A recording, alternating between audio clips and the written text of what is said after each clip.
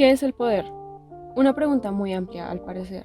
Podríamos dar una definición etimológica, la cual sería que viene del latín posse, de la acción del poder hacer algo, o dar la definición de diccionario, tener expedita la facultad o potencia de hacer algo.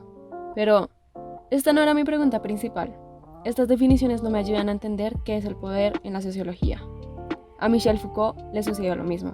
En la década de los 70 había en el campo filosófico dos representaciones de lo que era el poder. La primera, en la filosofía marxista, el poder era una fuerza represiva que mantenía el sistema de producción capitalista y la división de clases. Y la segunda, en la filosofía liberal, se consideraba el poder como un derecho que los ciudadanos le delegaban al soberano, al Estado, por medio de un contrato, el famoso contrato social. A Foucault no le alcanzaba ninguna de estas dos definiciones, porque él pensaba que el poder permanecía en la vida cotidiana más de lo que creemos. Pero espera, primero que todo, ¿quién es Michel Foucault? Probablemente el filósofo más influyente de la segunda mitad del siglo XX. Michel Foucault fue un filósofo, historiador, sociólogo y psicólogo nacido en Francia en 1926. Es conocido más que todo por sus estudios en las instituciones sociales, la historia de la sexualidad y su análisis sobre el poder y las relaciones entre poder, conocimiento y discurso. Él empieza a reflexionar sobre el poder después del acontecimiento del mayo de 68. Una revuelta estudiantil, un movimiento sin líderes claros que permitió que muchos se dieran cuenta que el poder se estaba ejerciendo de manera demasiado jerárquica. El Mayo francés consistió básicamente en una crítica de autoridad en todos los ámbitos, familiar, profesional, laboral y sexual. En plena Guerra Fría, las sociedades europeas estaban divididas por dos posturas políticas, el capitalismo y el comunismo. Después de este levantamiento, algunos pensadores empezaron a elaborar una tercera posición política, y por otro lado, otros le dedicaron atención a algunos temas más específicos, como el cuerpo, el deseo y el placer. Uno de los fuertes de Foucault. La base del pensamiento de Michel está en la idea del poder que se encuentra en dos de sus libros más conocidos, Vigilar y Castigar, y La voluntad del saber. Entonces, volviendo a la idea de que él pensaba que el poder permanecía en la vida cotidiana más de lo que creemos, no solamente está en esos momentos en el que el Estado te dice lo que puedes y lo que no puedes hacer por medio de leyes, o cuando la policía te reprime una manifestación. El poder está en cada vínculo que estableces. Está entre padres e hijos, entre profesores y alumnos, entre médicos y pacientes. O sea, para Foucault no hay tal cosa como poder así en mayúsculas, sino que existen relaciones de poder que unos ejercen sobre otros. Y esas relaciones de poder están siempre mediadas por relaciones de saber. Es por esto por lo que el objetivo de investigación de este sociólogo es el sujeto y no el poder. Por ejemplo, el fascismo utiliza ampliamente las ideas y los procedimientos de nuestra racionalidad política.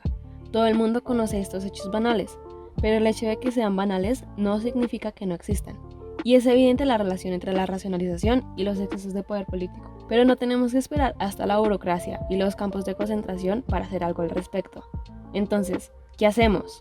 Tomar como punto de partida las formas de resistencia contra los diferentes tipos de poder. Por ejemplo, para averiguar lo que significa la cordura para nuestra sociedad, deberíamos investigar lo que está sucediendo en el campo de la locura. Para saber qué es legal, averiguar en el campo de la ilegalidad. Para comprender en qué consisten las relaciones de poder, debemos analizar las formas de resistencia e intentar disociar estas relaciones. No basta con decir que son luchas contra la autoridad, más bien resaltemos que tienen en común. Son luchas transversales, no se limitan a un solo país. En algunos países se dan más fácil, pero no están condicionadas por una forma de gobierno político. Por otro lado, el objetivo de estas luchas son los efectos del poder como tales. No se critica la profesión médica esencialmente por ser una empresa lucrativa, sino porque ejerce un poder incontrolado sobre los cuerpos, la salud y la vida de las personas. Son luchas inmediatas. La gente critica instancias de poder que son más cercanas a ellas, las que ejercen su acción sobre los individuos. No buscan al enemigo principal, sino al enemigo inmediato. Finalmente, se oponen a los efectos del poder vinculado con el saber, la competencia y la calificación. Luchan contra privilegios del saber, pero también se oponen al misterio. Lo que se cuestiona es el modo de cómo funciona y cómo circula el saber, sus relaciones con el poder. El ejercicio de poder se trata de un modo de acción de algunos sobre otros. El poder solo existe en acto. Esto significa que el poder no es una especie de consentimiento, no es una renuncia a una libertad o transferencia de derechos. Lo que define una relación de poder no es que es un modo de acción que actúe de manera directa e inmediata sobre otros, sino que actúa sobre sus acciones. mientras que una relación de violencia sí actúa sobre un cuerpo o sobre cosas. A pesar de que el consenso y la violencia son instrumentos o resultados, no constituye el principio o la naturaleza básica del poder. Es un conjunto de acciones sobre acciones posibles. Opera sobre el campo de la posibilidad y se inscribe en el comportamiento de los sujetos actuantes. Incita, induce, seduce, facilita o dificulta.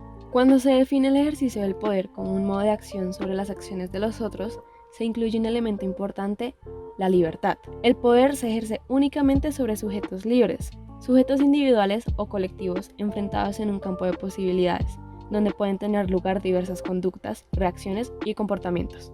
La esclavitud no es una relación de poder cuando el hombre está encadenado. Esto se trata de una relación física de coacción, sino cuando puede desplazarse y en última instancia escapar. La libertad desaparece ahí, donde se ejerce el poder, pero también puede aparecer como condición de existencia del poder, y también como soporte permanente del poder, pues si se sustrajera totalmente del poder que se ejerce sobre ella, la libertad puede desaparecer y debería sustituirse por la coerción pura y simple de la violencia. La relación de poder y la libertad no se pueden separar, no son antagónicas, más bien son agonistas, relación que es al mismo tiempo de incitación recíproca y de lucha. Hay un concepto muy importante en los estudios de Foucault, las sociedades de normalización. Aquellas sociedades en las que hay instituciones a cargo de regular y organizar la vida de los individuos y de las poblaciones a partir de una determinada norma.